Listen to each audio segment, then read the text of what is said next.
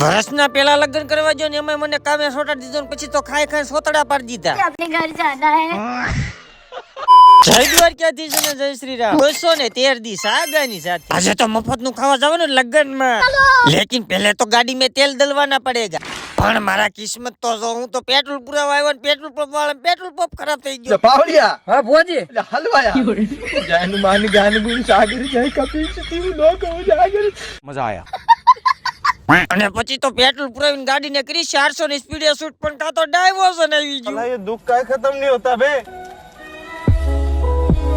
પછી તો આવી ગયો આપડા ઘરે કાઢી નાખ્યો કોટ ને મળી ગયા આપડા ભાઈ ના છોકરા બોલે તો મહેમાન. પછી તો કેમેરો આવી ગયો ભાઈ છોકરા હાથમાં કર્યું એને વ્લોગિંગ ચાલુ और भेगू थाने અને અમે તો 12 બપોરે પૂજા કાતો જમણવાર ચાલુ થઈ ગઈ. મેં કીધું હારવાર થોડું કામ કરી લો એટલે કેતો ખરા છોકરો કામ કરતો તો પછી એટલું કામ કરીને ધરાણે નહીં કાતો અમને પીરસવા ઉભા રાખી દીધા. મારી બેબી બેવફા નીકળી.